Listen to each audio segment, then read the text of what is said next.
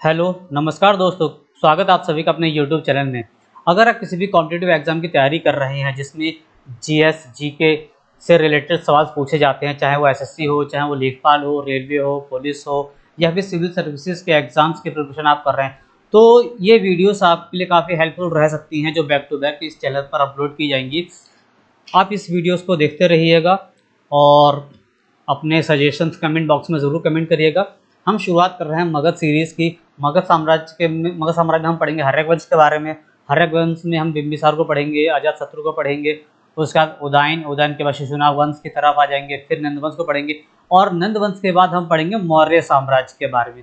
मौर्य साम्राज्य में कैसे चंद्रगुप्त मौर्य मौर्य साम्राज्य शुरू करते हैं, उसके बाद बिंदुसार आ जाते हैं, बिंदुसार के बाद अशोक द ग्रेट उस साम्राज्य को और आगे बढ़ाते हैं। तो चलिए शुरू करते हैं आपसे। तो सबसे पहले देख लेते हैं हर्यक वंश के बारे में। हर्यक वंश का जो पहला शासक था वो था बिंबिसार। बिंबिसार का उपनाम श्रेणिक था, इसको श्रेणिक भी कहा जाता था। इसने 544 ईसा पूर्व से 493 ईसा पूर्व तक मगध साम्राज्य पर शासन किया था। यह इस वंश का सबसे शक्तिशाली और प्रतापी राजा कहा गया था। इसने अपनी राजधानी गृहवृष को बनाया था। इसने कौशल और वैशाली के राज परिवारों से वैवाहिक संबंध स्थापित कर लिए थे। इसकी जो पहली पत्नी उसका नाम कौशल देवी था, जो प्रसेनजीत की बहन थी, और इसकी जो दूसरी शादी हुई थी वो वैशाली के जो लिच्छवी प्रमुख थे चेटक, उनकी बहन थी चेलना। इसके पश्चात इसने तीसरी शादी मध्य देश की राजकुमारी क्षेमा के साथ किया था, और वो चूंकि वो मध्य देश की राजधानी थी तो वहां से उसको मद्रों का सहयोग और समर्थन प्राप्त हो गया था। उल्लेखों में इसकी 500 पत्नियों का भी उल्लेख मिलता है। 500 रानियों के बारे में 500 रानियां थी इसकी, ऐसा कहा जाता है। इसके बारे में हम आगे पढ़ते हैं।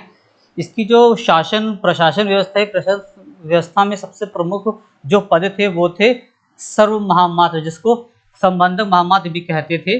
यह सामान्य प्रशासन का प्रमुख अधिकारी होता है जो प्रशासन की देखभाल किया करता था। नेक्स्ट होता था न्यायिक अधिकारी।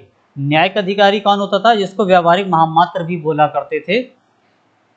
व्यावहारिक महामात्र को ही हम क्या बोलते थे? न्यायिक अधिकारी।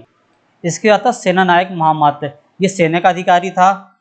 ऐसा कहा जाता है कि बिंबिसार की राजसभा में 80,000 ग्रामों के प्रतिनिधि भाग लिया करते थे, और ये जैन और ब्राह्मण धर्म के प्रति बहुत ही सहिष्णु था, तथा इसने सोनदंड को अपनी पूरी आमदनी दान में दे दी थी।